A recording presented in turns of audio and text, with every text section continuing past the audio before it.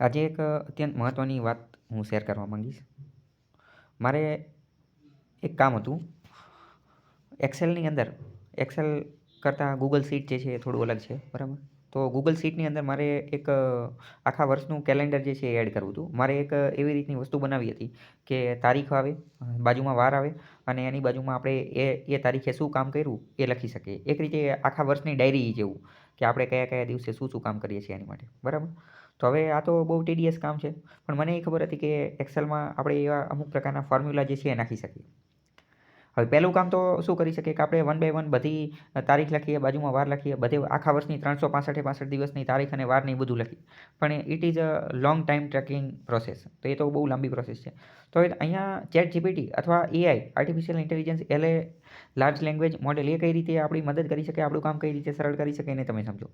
તો મેં તરત ચેટ જીપીટીને એક ટાસ્ક આપ્યું કે ભાઈ મારે આવી રીતનું કામ કરવું છે. તો એણે મને તરત જે છે એનું ફોર્મ્યુલા આપી દીધું કે ભાઈ આવી રીતનું કામ છે. તો મેં તરત જે છે ને એ ફોર્મ્યુલા નાખ્યું, પણ મને મજા ન આવી.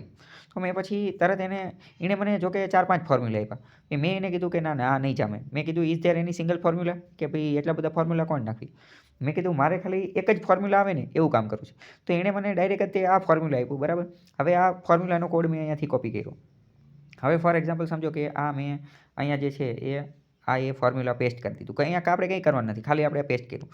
તો મેં પેસ્ટ કર્યું ને તો તરત મેં જોયું કે બસ આખા વર્ષનું કેલેન્ડર જે છે આવી ગયું. આખા વર્ષનું કેલેન્ડર જે છે આવી ગયું. મને વિચાર આવ્યો કે હજી મારે આનાથી જામશે નહીં, મારે જોઈશે મંથ વાઇઝ, બરાબર? આખા મહિનાનું આવે ને એવું જ જોઈશે. તો મેં તરત પછી એને ખાલી એટલું કીધું કે બરાબર કે formula to add only January month. મારે ખાલી જાન્યુઆરી મંથનું જોઈએ ને એ જ જોઈએ. તો એણે મને અહીંયા ફોર્મ્યુલા આપ્યું. હવે આ ફોર્મ્યુલા અહીંથી આપણે કોપી કરીએ અને આપણે આ કોપી અને અહીંયા માની લો કે અહીંયા પેસ્ટ કર્યું.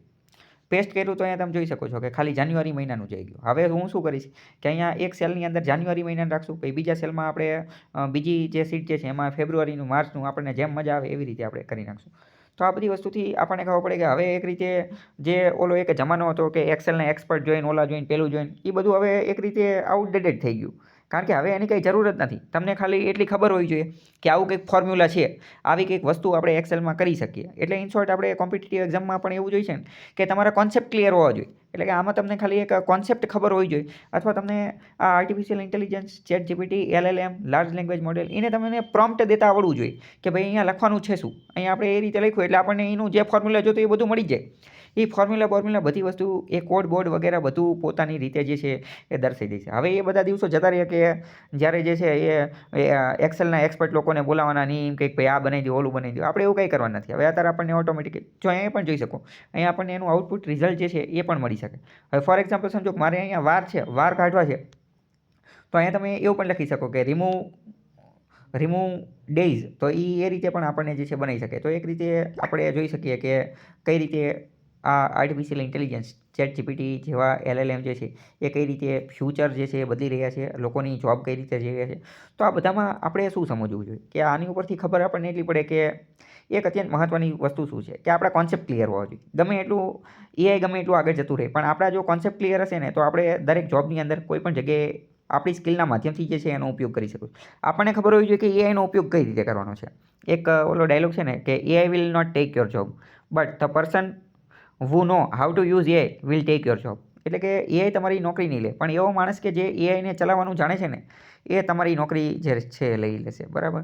તો આ બધું શીખવું જરૂરી છે. બાકી તો સ્કિલ એક્વાયર તમારે કરવી પડે એના આધારે. આપણી કોમ્પિટિટિવ એક્ઝામમાં પણ એવું જોઈએ છે ને કે બધા જે તે ફેક્ટ ગોક કરતા હોય કે 50 પ્રશ્ન, MCQ, હોન, બસોન બધું ગોખી માર્યું. એ કંઈ કામ આવતું નથી. તમારા કોન્સેપ્ટ ક્લિયર હોવા જોઈએ. કોન્સેપ્ટ ક્લિયર હશે તો તમે કોઈ પણ ક્વેશ્ચન, કોઈ પણ વસ્તુ જે છે એ ડીલ કરી શકશો. તો ઇન શોર્ટ કોન્સેપ્ટ ક્લિયર હોવા જરૂરી છે.